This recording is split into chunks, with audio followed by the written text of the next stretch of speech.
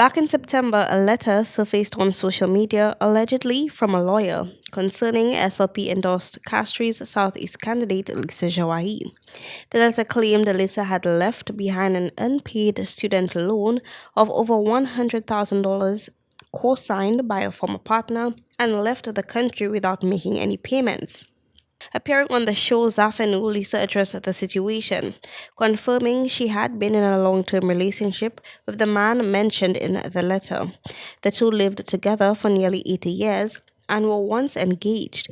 She said it's not unusual for a man to choose to support his partner while she works toward achieving her goals. It's not uncommon for a man to decide that he's going to support his partner, especially in achieving her dreams. And so I made that decision to go to the US and I got my master's degree.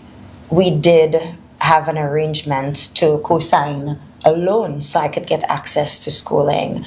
My opponent constantly says on the ground that he paid school for me, but with this letter coming out, it really begs the question, was he even involved in the first place? Because if you paid school for me, then this would never have come out. But without segueing too much, I was a research assistant at the school as well, because the loan could not have covered the full amount. According to Lisa, he chose to support her academic journey, including co-signing the loan, while she contributed in other ways, working as a research assistant and making direct payments to the institution. That was his commitment. So basically, you're saying it was deducted from your little work at the school. So he was paying one, and I was paying the other. So everything from my stipend, most of it would go towards the school. And the rest of it, of course, would be my domestic responsibilities. As a woman living with a man, I was raised in that culture. You know, wake up in the morning, you cook the coffee, the smoothies, everything that a woman would do for somebody she cared about. And so I did that.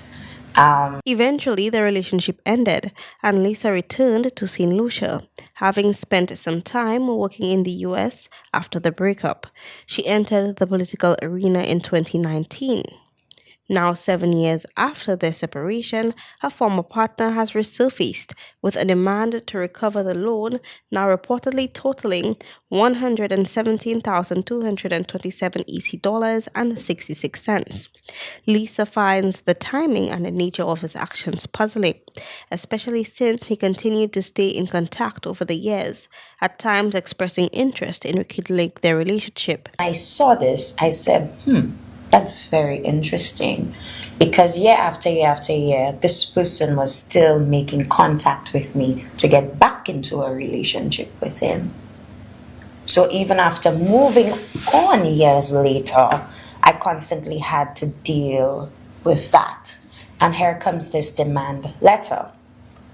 So I'm saying, wow, it's like you're in a relationship with a man who made a commitment to support you. You're supporting yourself. And the relationship does not go in the direction you want. Because when you're in a relationship, you're all happy and rainbows and think everything is going to be fine. And then doesn't go well. And it's like you want the bed, you want the house, you want to put her out.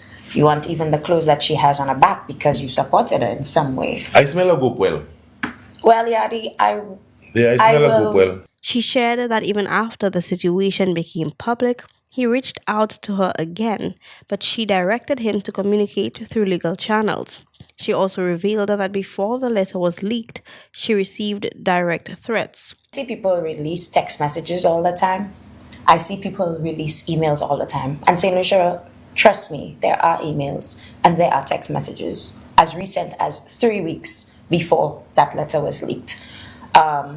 But it's not in my character to release that. If I am brought before the courts and I have no choice but to do it, of course I will do it. I have absolutely no reservations in showing people exactly who this person is. And so 7 years later, you ask for these funds even after moving on in a relationship. After you threatened to leak this letter into the public domain because for some reason you think it will affect me in some way, I'm going into politics, you still reach out. You still reach out with your fraternization tactics to give the impression that you are still interested and you want to make back. Since then, she has cut off all contact with him. Interestingly, the letter appeared on social media just a week after her official public launch as the SLP candidate for Castries Southeast. Her legal team is now in discussions with his lawyers to determine the nature and status of what exactly she owes. Kayla Edwin, NBC Prime.